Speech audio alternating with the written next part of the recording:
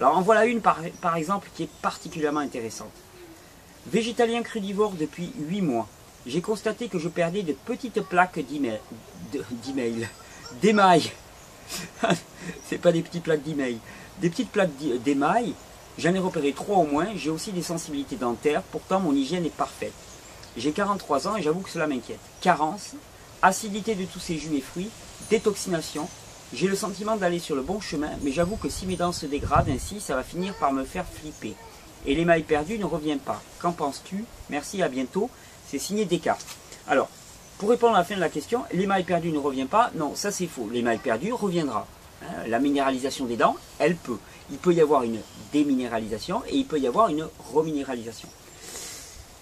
Je vais faire bientôt une vidéo long métrage. J'avais parlé du DVD, je pense que ça va être une simple vidéo que je vais faire. Une vidéo long métrage sur la perte de poids physiologique. Mais je vais le faire rapidement là pour tordre le cou un petit peu à cette histoire de déminéralisation, les végétaliens qui ont les dents qui tombent. Effectivement, il y a des végétariens, des végétaliens, des crudivores qui ont des problèmes de dents au début. Et il faut bien comprendre le processus.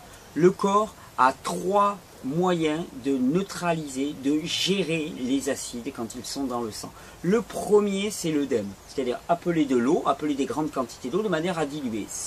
Ça marche, mais ça marche ponctuellement. Le second, c'est de fabriquer de la matière grasse, cholestérol et matière grasse globale, fabriquer de la matière grasse et stocker les dites toxines dans la matière grasse. La troisième, c'est d'aller prendre dans les matériaux minéraux quelque chose pour neutraliser les acides, puisqu'un acide plus un minéral, ça fait quelque chose de neutre qui va pouvoir être éliminé par les reins. Et donc ça peut conduire à la déminéralisation. Ce qu'il faut savoir, c'est que les personnes qui ont eu tendance à stocker des toxines acides dans le gras, dans leur partie grasse, donc les personnes plutôt grasses, ont donc les toxines en elles. Alors que les personnes plutôt maigres, qui ont eu un mode de vie pas tout à fait adapté, elles ne vont pas avoir stocké les toxines, elles vont avoir été neutralisées par les minéraux. Et ces personnes-là seront plus généralement déminéralisées.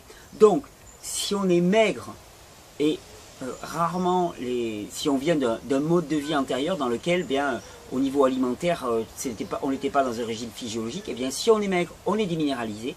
Et donc le premier challenge, ça va être de reminéraliser.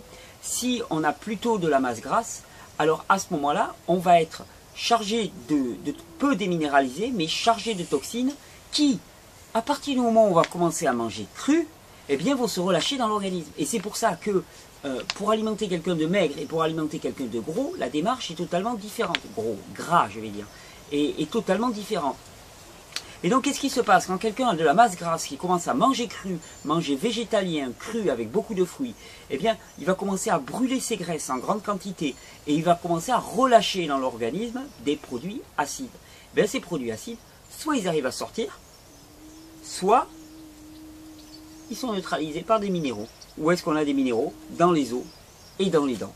Donc, ça ne correspond. Si Descartes, si particulièrement tu as perdu du poids là récemment durant ces 8 mois, ce que j'imagine fort, la raison elle en est là. C'est qu'il y a un relâchage de toxines dans ton organisme et qu'effectivement, il n'y a pas grand chose pour l'équilibrer. Donc ça vient prendre dans tes dents parce que les émonctoires ne permettent pas assez d'évacuer. Il y a une autre chose aussi, c'est que tu comprendras bien que quand on a de la masse grasse et quand on commence une démarche comme celle-là, l'apport de jus vert est essentiel parce que finalement, comme il va y avoir de la fonte de masse grasse, il va y avoir libération de toxines, il y en a qui vont pouvoir être libérés par les émonctoires, mais pas tout. Et c'est pour ça qu'il sera essentiel de fonctionner avec des jus verts en très grande quantité, jus de carotte. Et je dirais même de focaliser sur l'apport minéral exceptionnel que représentent les jus verts et les jus de légumes. Voilà l'explication. J'y reviendrai vraiment en détail sur cette question dans le long métrage que je vais faire, j'espère, ce week-end. Vraiment, j'espère ce week-end sur la perte de poids physiologique. Comme ça, là, on va pouvoir s'y mettre. Voilà Descartes.